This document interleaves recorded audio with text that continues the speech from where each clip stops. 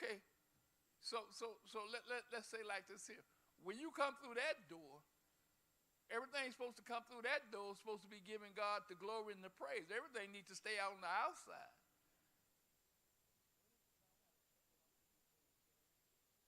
Yeah, and then we do our best, but we have to be really zeroed in on. I'm not gonna let I'm coming to the house of God because I'm ready to get a deliverance. I'm trying to get this thing off of me. So we can't let nobody. We say nothing separate us from the love of God. Nobody's gonna cause me to miss my blessing today. You see, because once you do that confrontation, you really feel bad.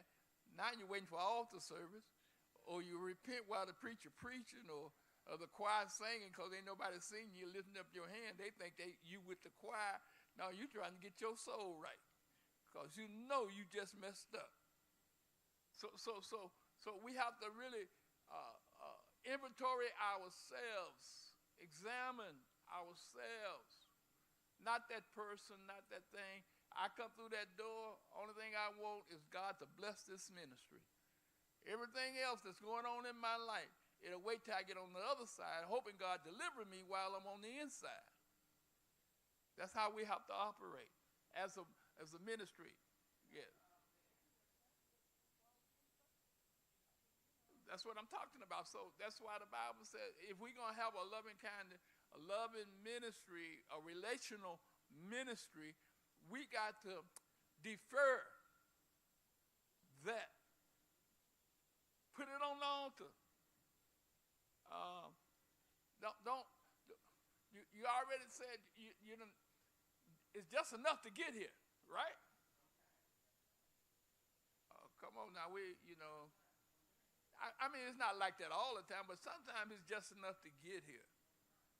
So you really want to get something out of. Now, I'm talking about being effective as a ministry, but you got to keep yourself ready spiritually also. So you got to be able to capable. You got to know your assignment. Your assignment is unconditional love. That's one thing God tagged you with, unconditional love. When He saved you, you're supposed to have unconditional love. We don't have it, but we're working toward it. We haven't got perfect yet, but we're working toward perfection, and we won't get perfection until God calls us up. But at the meantime, it's no excuse not to work for it. So it ain't an eye for an eye no more. It ain't, I'm going to be like my mama or like my dad. I'm going to tear you off. No, just keep your mouth. Put some love in your tongue. Bible says the power of life is in the tongue.